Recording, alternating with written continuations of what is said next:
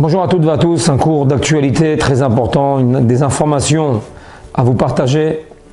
Je pense que au-delà des cours de Torah, il est très important de s'informer de ce qui est la vérité, de ce qui se passe en Israël. Qu'est-ce que les Gdolé Israël, les grands de la génération pensent, même s'ils ne parlent pas, même si on ne les entend pas. Alors, quelques idées très importantes. Par exemple, au dernier sujet, c'était le 1er avril, une nouvelle loi qui est sortie, la Bagatz, la Cour suprême en Israël, un groupe de 10 juges qui ont le droit surtout en Israël comme un droit soviétique. Ça veut dire que ce n'est pas de la démocratie, mais ils ont décidé comme ça. Donc une des lois qui ont été décidées, c'est d'enlever les subventions, les aides pour les yeshivot.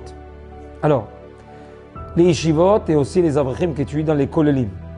Il faut savoir que les Gdolé en Israël, les grands de la génération depuis l'État d'Israël, depuis 1948, c'était le Chazon Ish, c'était le Rav Shach, c'était le Rav Chaim Greineman, tous ces Gdolé Israël, tous ces grands, ont décidé effectivement de prendre des aides minimes pour donner le mérite à cet État, l'État d'Israël, de pouvoir exister et d'être soutenu spirituellement.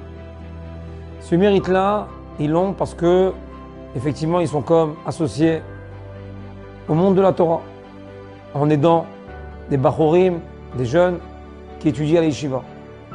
Les bourses ne sont pas énormes, elles équivalent à, on va dire, à un quart de ce que, ou un cinquième de ce qu'un étudiant reçoit dans une université, que ce soit un juif israélien ou un arabe israélien, va recevoir entre 3 fois ou 5 fois ce qu'un Bachor Yeshiva va recevoir, la Yeshiva va recevoir pour un Bachor Yeshiva. Les familles aussi en Israël sont soutenues. La somme, elle est, je vous le dis parce que c'est ce que je donne aux avrichim, donc je sais, je tiens les comptes. Ce qu'on reçoit aujourd'hui pour une famille, c'est entre 600 et 700 shekels, c'est à peu près 150 € tous les mois. Donc peu importe, ils ont 8 enfants, 10 enfants, 12 enfants, c'est ce qu'ils reçoivent. Ça, c'est le soutien. C'est un soutien qui est important pour l'État d'Israël, pour être choutaf, associé avec le Olam HaTorah. En arrêtant ces subventions, on arrête cette sécurité, cette association avec le Olam HaTorah, le monde de la Torah. C'est quelque chose de très grave.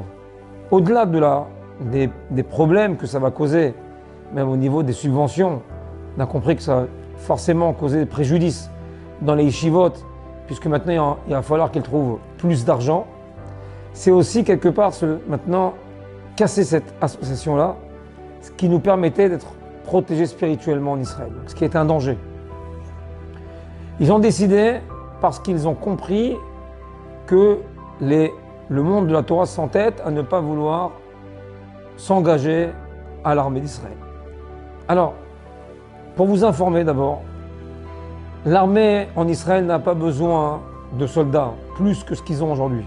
Peut-être on a toujours besoin d'un peu plus, mais c'est pas ça le problème. Je vais vous dire pourquoi c'est pas ça le problème. D'abord, ils n'ont pas les moyens. Ils n'ont pas les moyens de soutenir autant de chayalim, puisqu'aujourd'hui vous entendez que les chayalim n'ont pas de gilet pare-balles. Ils n'ont pas de couverture ni de chaussettes, comme ça ils racontent. Ils ont ramassé 900 millions de dollars pendant les 2 mois et ils n'ont toujours pas de gilet pare-balles, ça manque toujours d'argent. Il y a eu beaucoup d'aides, du monde entier. Il y a toujours des besoins. Un truc bizarre, 80% des caisses d'Israël va dans le bitachon, c'est énorme, c'est des milliards, ils n'ont toujours pas d'argent. Et il faut savoir aussi que c'est très important, c'est que en réalité, cette guerre finira lorsque les Américains décideront. À partir du moment où ils mettent un veto, ils sont obligés d'arrêter. Ça veut dire que il y a des soldats, il n'y a pas de soldats. De toutes les manières, ce n'est pas ça le sujet. Le sujet, c'est qu'ils ne veulent pas que les soldats restent à Gaza. Après, c'est toujours d'autres problèmes. Ils n'ont pas les moyens de soutenir autant de soldats. C'est très compliqué. Et même si c'est vrai qu'on engagerait encore, allez, vas-y, 10 000 soldats, Combien de soldats on peut engager en Israël? 6 millions de juifs israéliens en Israël. 6 millions de juifs.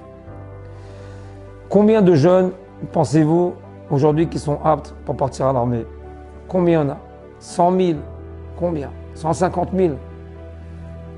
C'est rien par rapport au monde qui entoure Israël. Je parle de monde, je parle des pays arabes qui sont tout autour d'Israël et qui veulent qu'une chose, c'est de faire la guerre contre Israël. Et ils sont des millions. Et la différence entre eux et Israël, c'est qu'eux, ils n'ont pas de problème de mourir. Et les Israéliens, ils veulent vivre. Ils ne veulent pas mourir. Ils sont des millions. Des millions. On est des milliers. On est un tout petit pays. Israël, c'est un tout petit pays. Ils parlent tous d'Israël. Mais c'est quoi le pays d'Israël? C'est Paris-Lyon. Prenez l'Arabie Saoudite. Prenez l'Iran. Prenez tous les pays arabes. Prenez l'Asie. Prenez le Canada. C'est énorme, énorme, énorme. C'est énorme. Regardez sur la carte du monde. Prenez Israël, c'est un petit point. Qu'est-ce que vous voulez? Qu'est-ce que vous voulez? Qu'est-ce qu'ils veulent de ce pays? C'est incroyable. Alors on a l'impression qu'on a appris quelque chose. Mais il n'y avait rien en Israël. Il y avait un désert. Il n'y avait rien, jamais rien eu en Israël. Pendant 2000 ans, il n'y a jamais rien. Ils sont venus, ils ont fait un pays. Ils ont fait un pays. Ils ont donné du travail à tout le monde, même aux Arabes israéliens. Les Arabes israéliens aujourd'hui reçoivent autant d'aide et plus que les Juifs israéliens. Quelqu'un m'a dit que pour sa fille, pour recevoir une bourse, il n'a pas réussi parce que il n'avait pas assez, alors que les Israéliens arabes reçoivent des bourses. En Israël, il n'y a pas de problème comme ça, Israéliens arabes ou Israéliens juifs. Plus que ça, c'est que même pour la notation des examens, rentrer en médecine, en n'importe quel corps de métier, il faut savoir que les Arabes israéliens ont droit à des notes qui sont inférieures peut-être à des Juifs israéliens et quand même ça passe. Ils ont droit, c'est un soutien pour les Arabes israéliens. Un Arabe israélien, il va faire des études non-stop alors qu'un Juif israélien doit partir à l'armée pendant 3 ans. 3 ans, il ne fera rien, il fait l'armée. Pendant ces 3 ans, l'Arabe israélien continue à toucher des bourses d'argent et aller à l'université. Incroyable. Aujourd'hui, il y a beaucoup de docteurs israéliens arabes dans les hôpitaux. Il y a beaucoup de dentistes, beaucoup de pharmacies en Israël où c'est des Arabes qui tiennent des pharmaciens très très bien, des gens très bien, des Arabes magnifiques qui travaillent dans le dentaire, dans la médecine, qui aident, qui soutiennent et qui travaillent et qui gagnent de l'argent. Incroyable. Les chauffeurs de taxi, c'est des Arabes énormes. À Yerushalayim, à Jérusalem, la majorité, ce sont des chauffeurs arabes israéliens. Les kablanim, les constructeurs en Israël, la majorité, ce sont des Arabes israéliens. Et même plus que ça encore. C'est que Israël n'ont pas seulement pris des Arabes israéliens, donc avec une carte d'identité israélienne.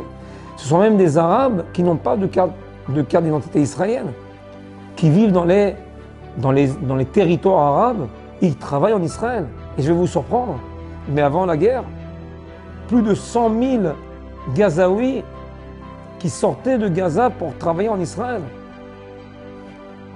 La confiance qu'on donnait aux Arabes, même qui habitaient à Gaza.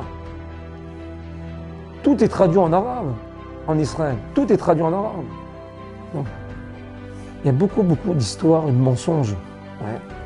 On croit qu'Israël, ils sont là, ils sont en train de renvoyer les Arabes. Pas du tout. Les Arabes, ils ont des droits, ils ont des allocations familiales, ils ont des soutiens, ils ont des bourses, ils ont une sécurité sociale. Ils ont tout, ils sont comme des rois. Ils peuvent marcher en Israël Nord, Jérusalem Nord, Jérusalem Est. Ils peuvent aller où ils veulent. Pour eux, c'est la Géoula. C'est la liberté. Ils sont respectés, ils sont très bien payés. Le problème, aujourd'hui, c'est par rapport à Gaza. Alors maintenant, on a un problème avec Gaza. Il y a une guerre. On va prendre maintenant les étudiants de Yeshivot. Quel rapport? Quel rapport? Qu'est-ce que vous croyez qu'en prenant des Bahor Ishel, qu'est-ce que vous avez gagné? Depuis que le monde est monde, il y a toujours eu un Shevet qui s'appelle Shevet Lévi, c'est la tribu des Lévis. C'est écrit, tribu des Lévis, c'est 1/10 du Ham Israël. Aujourd'hui, il faut savoir que sur 15 millions de juifs, vous n'avez pas 1% de juifs qui étudient la Torah. Il n'y a pas 1%, 1% qui étudie la Torah. C'est-à-dire quand tu prends une salle de 1000 juifs, 1000, tu en as 10 peut-être qui sont en train d'étudier. Et même eux, tu veux les prendre et leur dire d'aller travailler et de faire l'armée. Un autre problème. Vous avez ce qu'on appelle ceux qui habitent dans les territoires. Les kippot srugot, les kippot tricotés. Ils travaillent, ils font l'armée. Ils travaillent, ils font l'armée. Et ils occupent des territoires pour la sécurité des territoires israéliens. C'est-à-dire qu'en réalité, ils font tout pour Israël. Et qu'est-ce qui s'est passé il y a quelques années au Gush Katif, pas très loin de Gaza? Vous avez là-bas des milliers de familles qui ont été déracinées, arrachées de leur terre. Arrachées de leur terre. Ils sont partis, ils ont tout quitté, malgré eux, obligés. On les a pris, on les a rentrés dans des camions, tous expulsés du Gush Katif. Ils ont tout détruit. On a tout donné ça aux Arabes de Gaza. Ils n'ont jamais rien fait avec. Rien. Le Gush Katif est resté un désert. C'était magnifique. Il y avait du travail même pour les Arabes. Les Arabes étaient très contents de travailler au Gush Katif. Aujourd'hui, il n'y a plus de travail pour les Arabes. Il n'y a plus de famille, il n'y a plus rien. Qui c'est qui a fait ça? L'État d'Israël. Et pourtant, ils travaillent et ils font l'armée. Il n'y a rien à faire. Aujourd'hui, toutes les manifestations en Israël, ce sont des gauchistes. Ouais, la gauche, extrême gauche, ne veut pas un État israélien religieux. Ils ne veulent pas entendre des religieux. Ça ne les intéresse pas. Ils veulent être chofchi. Chofchi, c'est-à-dire vivre comme toutes les nations. On fait ce qu'on veut. On peut vivre entre hommes, on peut vivre entre femmes, on fait ce qu'on a envie. Tout est liberté. Le droit d'expression, la démocratie totale, ça c'est l'extrême gauche. Ils font des manifestations tous les jours, tous les jours, tous les jours. Ils n'ont rien à faire de leur vie. La plupart, ce sont des gens qui ont passé l'âge de 60 ans. Donc ça y est, ils ne travaillent plus. Donc ils sont avec des drapeaux d'Israël en train de manifester pour jeter Bibi Netanyahou. Mais qu'est-ce qu'on en a à faire de ça maintenant, puisqu'on est en pleine guerre? Vous avez encore des khatoufim, des gens qui sont malheureusement, comment on dit, qui ont été pris en otage à Gaza depuis 6 mois, des enfants, des femmes, des enfants, avec toutes les atrocités qui s'est passées le 7 octobre.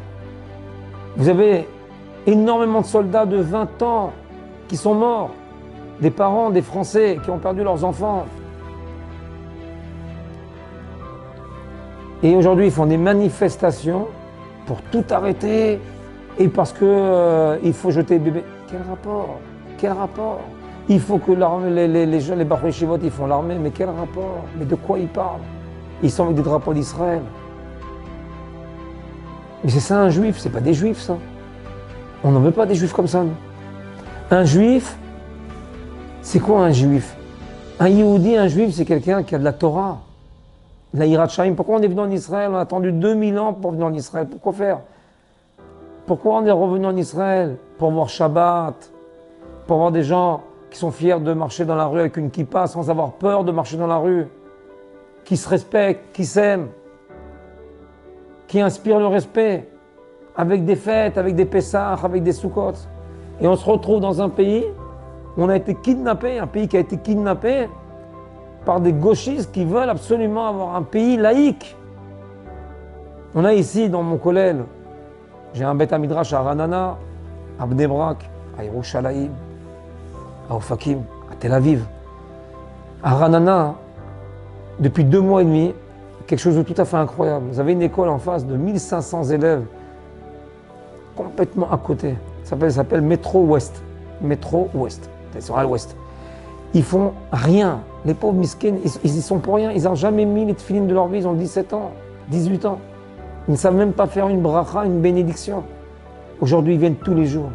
50, 60, 70, 80, tous les jours, tous les jours, tous les jours. Ils ont soif. Soif de connaître, soif d'apprendre. Ils n'ont pas d'identité juive. Ils en ont assez. Ils veulent être juifs en Israël. Ça ne nous intéresse pas maintenant de faire la guerre avec des Arabes ou pas. C'est pas ça qui est important maintenant. On veut se renforcer dans la Torah, dans la Hirat Shamaïm. Et ils sont en train de faire des manifestations parce qu'ils n'ont rien à faire de leur vie. Et que nous, on veut étudier la Torah et on veut la Géoula chez les mains.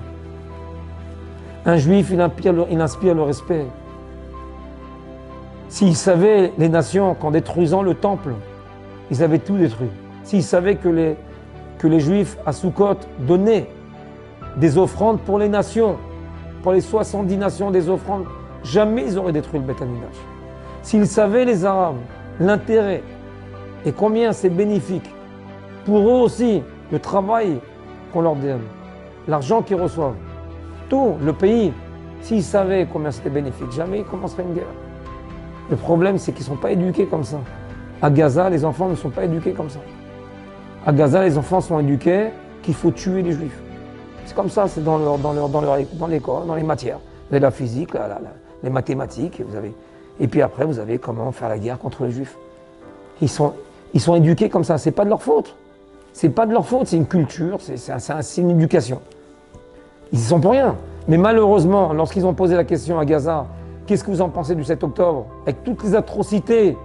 Moi, j'ai pas vu les images, j'ai pas internet, mais on m'a raconté un peu une horreur, un pogrom, une Shoah.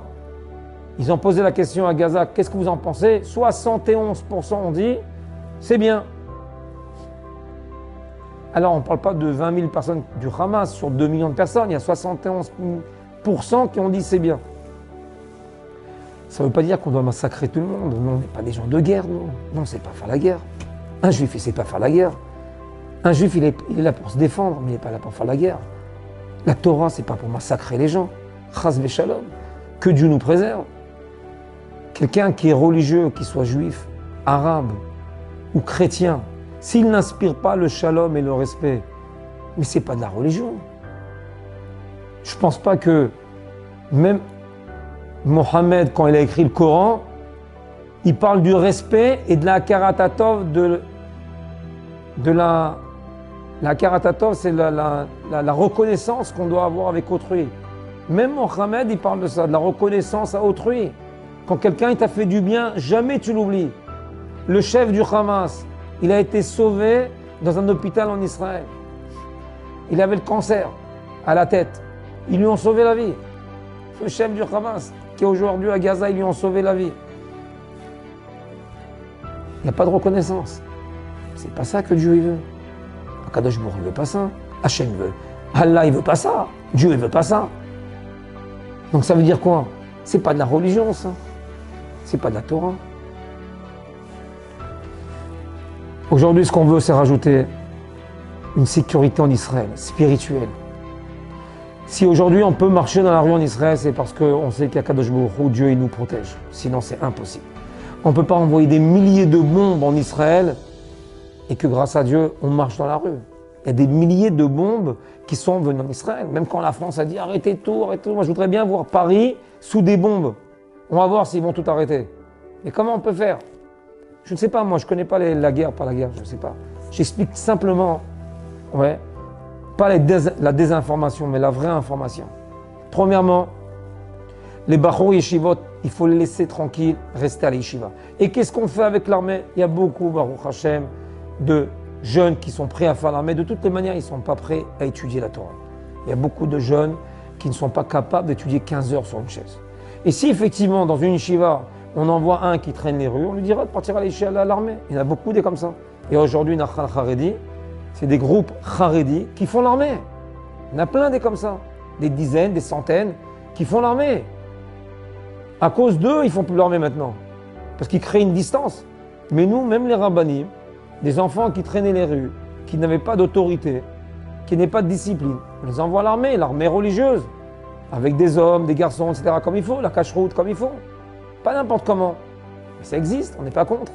Mais que vous avez un jeune qui est kadosh, qui est saint, qui est pur, qui veut étudier la Torah, Mais garde-le, laisse-le tranquille. Il va devenir un Talmid Chacham. Il va emmener de la lumière.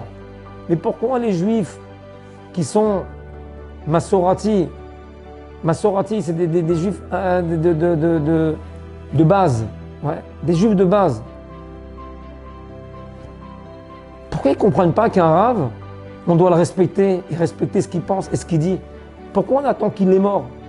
Pourquoi le Baba Saleh, on le respecte parce qu'il est mort? Et le Rabbi Milubavitch, on le respecte parce qu'il est... Mais non, il faut de leur vivant les respecter. Aujourd'hui, on a des Rabbanim, aujourd'hui comme des Baba Saleh. Vous avez Rav Dov Lando, vous avez Rav Moshe Hillel Hirsch. Ce sont des Rabbanim, des sommités, des Gdolei Israël. Ce qu'ils disent, c'est Emet, c'est Moshe Rabbeinu qui parle. Il faut écouter ce qu'ils disent. Et des Gdolei Israël, ils ont dit, il y a des Bachorim, des garçons qui doivent rester à l'Yeshiva, étudier. C'est notre sécurité. Même quand il y a eu le Corona, le Rav Chaim Kanievski, il a dit, il y a une chose qu'il ne faut pas former, c'est les Talmud Torah et les Yeshivot. On ne ferme pas, même pendant le Corona. Qu'on comprenne ou qu'on ne comprenne pas. On n'a pas dit qu'il fallait vivre à 1000, 2000 ensemble. Chacun, discipliné, on essaie de s'organiser, mais on n'arrête pas d'étudier la Torah. On n'arrête pas de faire des binyanim. C'est notre sécurité à nous. Si on existe, c'est grâce à ça. On a vécu 2000 ans hors d'Israël, en exil, au Maroc, à Tunis, en Algérie, en Europe de l'Est, dans le monde entier. On a toujours été respectés, on a toujours vécu, et bien vécu. On a vécu au Maroc, et dans les pays arabes, ça s'est toujours bien passé. Toujours des bagarres, des trucs comme ça. Ça s'est bien passé. Et pourquoi? Parce que ceux qui étaient à la tête, ce sont des rabbanim. Les chachamim aînés Israël. Quand c'est un rav qui dirige, qui est le leader du Ham Israël, il y a une bracha. Il y a une bracha. Même les Arabes, ils respectent. Mais quand c'est malheureusement des gens qui n'ont malheureusement pas appris la Torah et qui n'ont rien compris et qui vivent comme des non-juifs en réalité, parce qu'il n'y a pas de Shabbat, parce qu'il n'y a pas de cacheroute et parce qu'ils veulent décider eux ce qu'il faut faire. Eh bien, il n'y a pas. Il n'y a plus de yeux. Il n'y avait que des non-voyants. Voilà. C'est comme le serpent qui a demandé, lorsqu'il est monté voir Hachem, Dieu, la tête a dit pourquoi, la queue a dit pardon, pourquoi c'est la tête qui dirige? Moi aussi, la queue, elle veut diriger. Pourquoi je suis obligé d'aller après la tête? Dieu a dit, pas de problème. La queue, elle va diriger. Et qu'est-ce qui s'est passé? La queue, elle n'a pas d'yeux.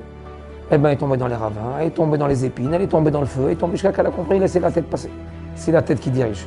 C'est les chachamim qui dirigent. C'est les sages et les rabbanim qui dirigent le Ham Israël. Ce sont eux nos leaders. Et c'est pour ça que ça se passe mal aujourd'hui. À cause de ça. Les chachamim ont dit il y a plus de 70 ans, lorsque l'État d'Israël a été créé, ça ira mal dans quelques années. C'est pas comme ça que ça marche. Ce qui a été fait, c'est comme ça, c'est comme ça. Mais maintenant, il faut réparer. On ne peut pas tout réparer. Alors écoutez les chachamim. Arrêtez de remettre en question et de réfléchir. Tout seul. Laissez les chachamim réfléchir pour nous. Ça s'appelle de l'humilité, de l'abnégation. Toi, tu es un docteur. Tu es bon docteur, super, magnifique. La médecine, tu connais. Toi, tu travailles dans l'immobilier, magnifique. Dans la restauration, super. Toi, tu es un bon avocat. Toi, tu es un bon politicien. Pas de problème. Toi, tu es un bon économiste. Mais tu n'es pas un rave. Tu ne peux pas décider à la place des rabbanim. Toi, tu décides par rapport à ton émotionnel. Parce que ton cœur, il est comme ça. Ton cœur, il décide. Mais ce n'est pas le cœur qui décide, c'est la tête qui décide. C'est les chachamim. Laissez les bachori yeshivot étudier. Vous allez voir la vraie bracha. Vous allez voir la vraie bracha. Et arrêtez de croire toutes les informations. Bezrat Hashem, j'espère que ce n'est pas le premier cours. Qu'il y en aura encore d'autres. Faites passer cette vidéo importante pour tout le monde. Je pense que c'est ça qui nous sauvera, la clairvoyance, jusqu'à la Géoula Shelema, la liberté. Kol Tov.